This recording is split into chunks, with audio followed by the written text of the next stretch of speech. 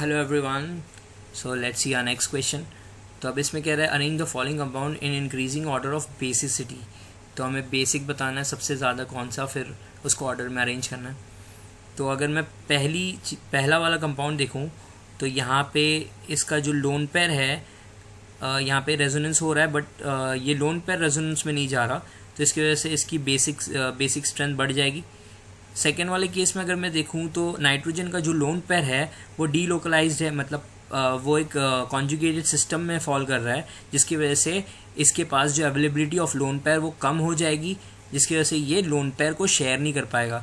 तो इसमें से सबसे कम बेसिक जो होगा वो सेकेंड वाला होगा, बिकॉज इसके पास जो लोन पेयर है वो डीलोकलाइज्ड है, तो अवेलेबिलिटी ऑफ लोन पेयर सबसे कम सेकेंड वाले पे।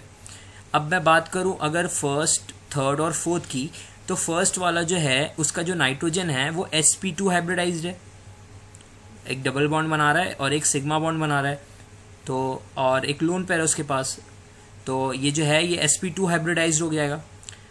और यहाँ पे बाकी जो सब नाइट्रोजन है that is sp3 hybridize, and we know that sp2 वाला इजीली डोनेट नहीं कर पाएगा, बिकॉज sp2 का जो इलेक्ट्रोनेगेटिविटी है वो काफ़ी ज़्यादा होती है, तो sp2 वाला इजीली डोनेट नहीं कर पाया, जिसकी वजह से उसकी बेसिसिटी अगेन डिक्रीज कर जाएगी।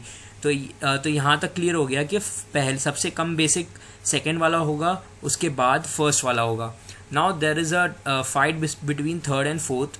तो अगर मैं फोर्थ की बात करूँ तो ऑक्सीजन की वजह से इसके ऊपर एक -I इफेक्ट होगा, इंडक्टिव इफेक्ट।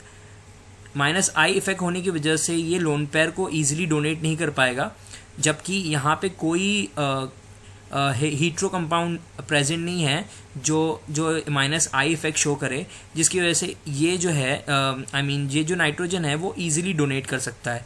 तो इन दोनों में अगर मैं कंपेयर करूं तो third will be more basic than fourth, because fourth वाले में -I इफेक्ट हो रहा है, इसलिए हमारा जो ऑर्डर हो जाएगा वो सबसे ज़्यादा बेसिक जो है वो थर्ड वाला होगा, उसके बाद फोर्थ वाला, उसके बाद द फर्स्ट वाला, and last will be the second वाला। Thank you.